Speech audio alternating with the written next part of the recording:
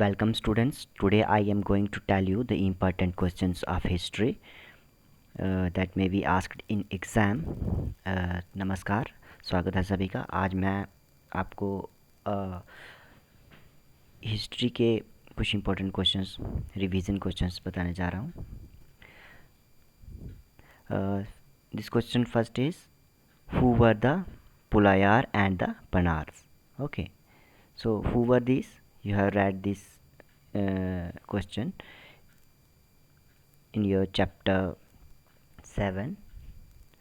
They were considered untouchables. ठीक है। Next question is, how many Alwars were there? You have read about Nayanars and Alwars. Who were these Alwars? These were, how many numbers of them were? There were 12 Alwars. कितने Alwars थे? 12 Alwars थे। Name next question है question number 4। Question number 4 क्या है? Name two set of compilation of Nayanar's songs. Two set of compilations were Tevaram and Tiruvakkam. Were the two sets of compilation of Nayanar's song. Next question is, name the set of compilation of Alwar song. अब Alwar song की compilation के नाम बताने हैं आपको, ठीक है। Alvars songs का सेट है दिव्य प्रबंधन। क्या नाम है इसका? दिव्य प्रबंधन। This is your 5th question. Okay, next question is, what did Ramanuja propound? So what he has propounded? He has propounded the doctrine of Vishishta Advaita. आपको ये वर्ड याद रखना है, विशिष्ट अद्वैता। ओके, जिसका मतलब है, what is meaning of Vishisht Advaita? Means qualified oneness. इस डॉक्ट्राइन के अकॉर्डिंग आत्मा परमात्मा का अंश भी है, लेकिन फिर भी आत्मा परमात्मा से अलग है। Okay, soul even when united with supreme God remain distinct. ठीक है, नेक्स्ट देखते हैं।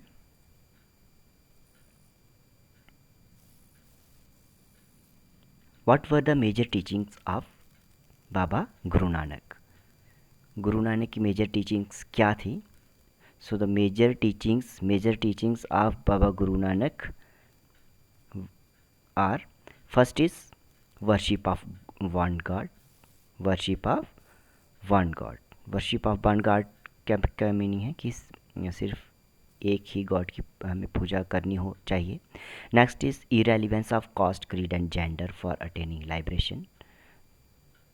कि हमें कास्ट, क्रीड और जेंडर, है ना, अगर हमें सच में लाइब्रेशन चाहिए तो हमें इसके ऊपर भेदभाव नहीं करना है ना, कास्ट, क्रीड और जेंडर के related. Next point is the pursuit of active life with a strong sense of social commitment. Social commitment word is important. Okay, strong sense of social commitment. Next is Dham is the essence of his teaching. नाम मतलब नाम जपना, है ना, नाम जपना, कीर्त comma and बन चखना। ठीक है, this is the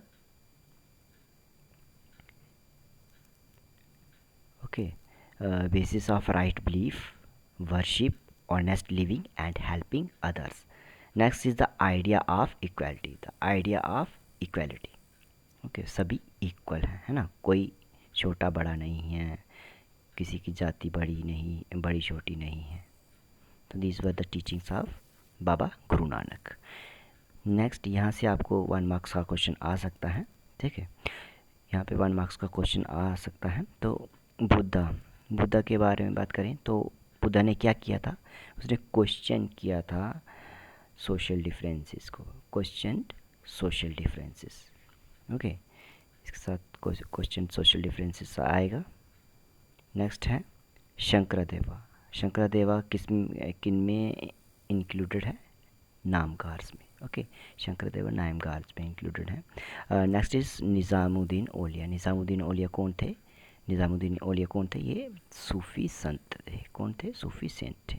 okay, Nayanars किसके भक्त थे? यहाँ पे इंपॉर्टेंट क्वेश्चन, नयनार किसके भक्त थे? शिवा के। और अलवर्स किसकी पूजा करते थे? विष्णु की पूजा करते थे। तो ये आपको याद रखना है, it is important.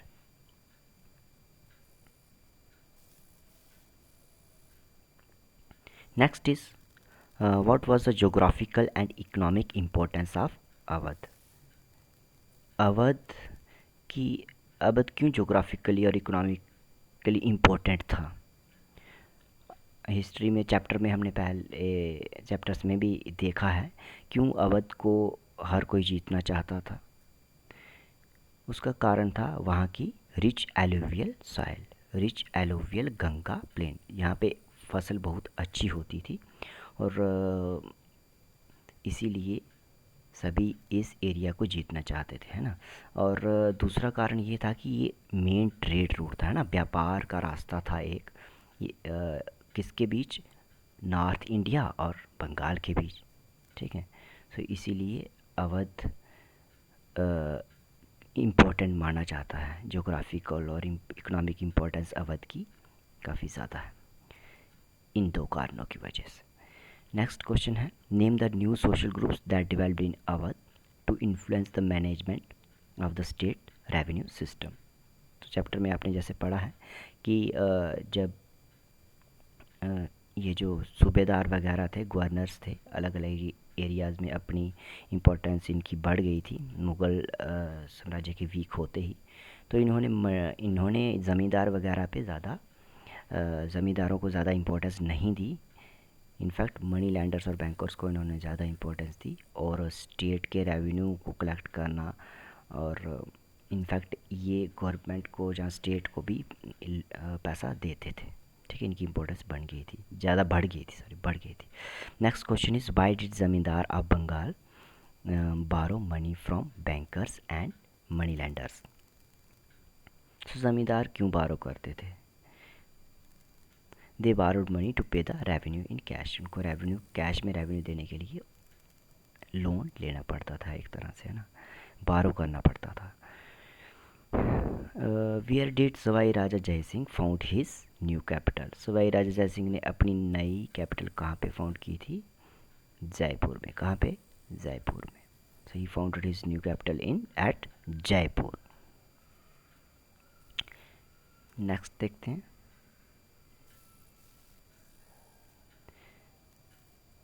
so this is also important question.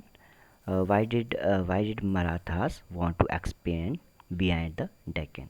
Deccan आपको पता है जो प्रायद्वीप है, पेनिनसुला है ना, उस एरिया के बिहाइंड भी क्यों, मतलब और एरिया सारा एरिया क्यों जीतना चाहते थे मराठास? तो सबसे पहला रीज़न है they wanted to clip away the authority of the Mughal empire, है ना। मुगल एम्पायर से जो एरिया था वो हथियाना चाहते थे और अपना कंट्रोल बढ़ाना चाहते थे मराठास। दूसरा, Maratha king to be recognise as the overlord of the entire Deccan peninsula, है ना। इस पूरे एरिया पर वो कब्जा करना चाहते थे। डेक्कन पूरे एंटायर सारे के सारे डेक्कन पेनिनसुला। पेनिनसुला क्या होता है? जो तीन तरफ से पानी से घिरा हुआ एरिया होता है, ठीक है। Third reason was to possess the right to collect chauth and sardeshmukhi. अब यहाँ पे इंपॉर्टेंट पॉइंट है सरदेशमुखी और जोत। ये कौन कलेक्ट करता था?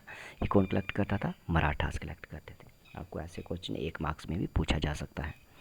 ओके, यहाँ से आपका 3 मार्क्स का क्वेश्चन या 1 मार्क्स का क्वेश्चन आ सकता है। Okay, this is important for you.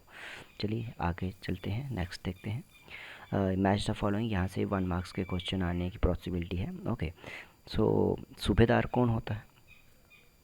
सूबेदार, सूबेदार यानी प्रोविंशियल गवर्नर। सूबेदार मीन्स प्रोविंशियल गवर्नर। फौजदार कौन होता है?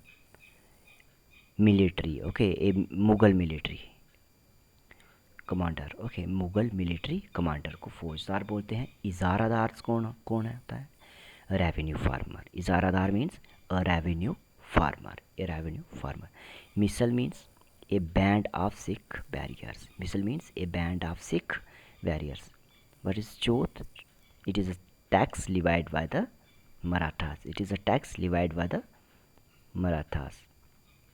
कुंभिस का क्या मीनिंग है? कुंभिस means Maratha peasant warriors, Maratha peasant warriors, है ना, जो युद्ध करते थे। उमारा मीन्स, उमारा कौन होते थे? हाई हाई नोबल, है ना, हाई नोबल।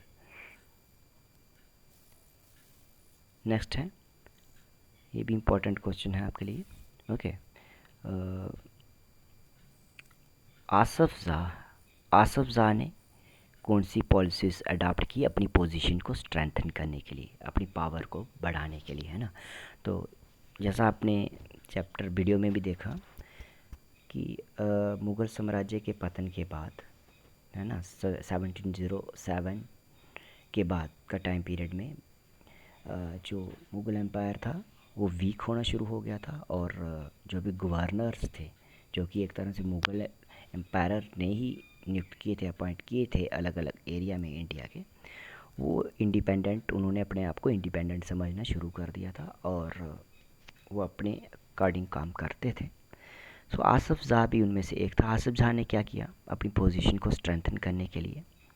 उसने नॉर्थ इंडिया से skilled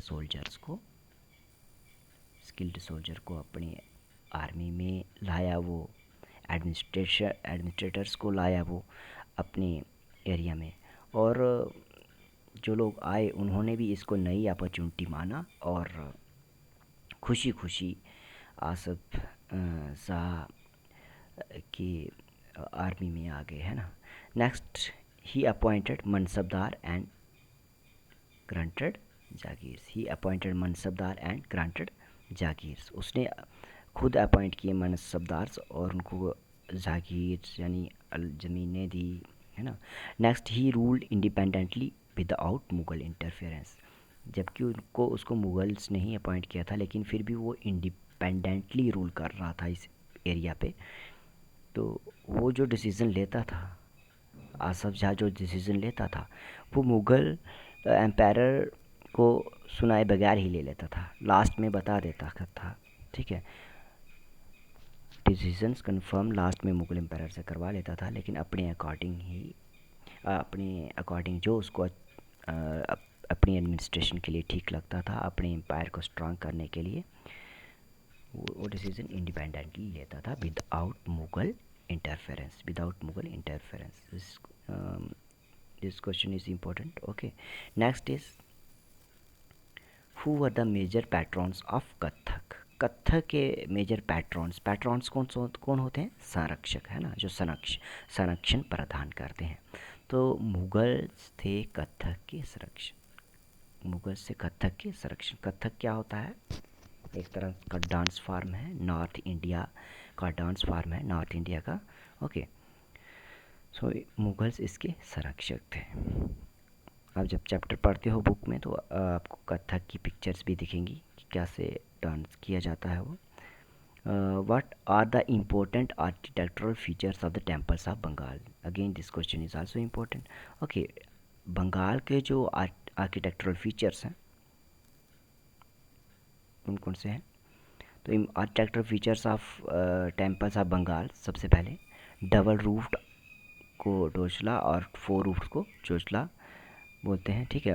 next is comparative more complex 4 roof structures, 4 triangular roofs placed on the 4 walls, okay, moved up to the coverage on curved line or the point। ये दूसरा features आ गया। Next is यानी एक comparative और मोर complex 4 roof structure था, आप इतना याद रख सकते हैं, मोर complex 4 roof structure. Next point, built on square platform पे बनाया जाता था। अंदर इंटीरियर उसका प्लेन होता था, लेकिन बाहर की जो वाल्स होती थी, दीवारें होती थी, उनको पेंटिंग्स होती थी, उनके ऊपर ऑर्नामेंटल टाइल्स होती थी, टेराकोटा टेबलेट्स होती थी, ठीक है। These are the important architectural features of the temples of Bengal. Okay, next is again match the following है, ठीक है। मैच द फॉलोइंग, इसमें से 1 मार्क्स के क्वेश्चन आ सकते हैं। सो फर्स्ट इज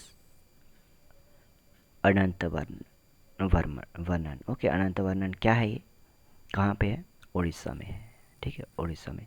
जगन्नाथ कहाँ पर है, जगन्नाथ कहाँ पर है, पुरी में है। ठीक है, ये कांगड़ा गलत आ गया यहाँ पे। यहाँ पे आप लिख सकते हो PURI। Okay, Puri. Clear. Next is Mahodayapuram, ये कहाँ पर, केरला में। Next is Lila Tilakam, Lila Tilakam, this is again Kerala. Next is Mangala Kavya, ये किसके साथ आएगा, Bengal. Okay. Next is miniature, miniature आपने सुना भी होगा। ठीक है, चैप्टर में लिखा भी है, मिनिएचर पेंटिंग्स हैं। और ये कहाँ की स्पेशलाइजेशन है, कांगड़ा की। कांगड़ा कहाँ पे है, हिमाचल प्रदेश में। कांगड़ा कहाँ पर है, हिमाचल प्रदेश में। ये मिनिएचर पेंटिंग वहाँ की खासियत है। ठीक है। Next question is what is Mani Pravalam. Mani Pravalam क्या है। ठीक है, सबसे पहले मणि प्रवलम क्या है, तो मणि प्रवलम एक लैंग्वेज है। मणि प्रवलम एक लैंग्वेज है, एक भाषा है। Name a book written in that language, इस भाषा में कौन सी किताब लिखी गई है, तो आप लिखेंगे Lila Tilakam. Okay, Lila Tilakam is a book written in this language. Okay, that's all in this video. Thank you for watching.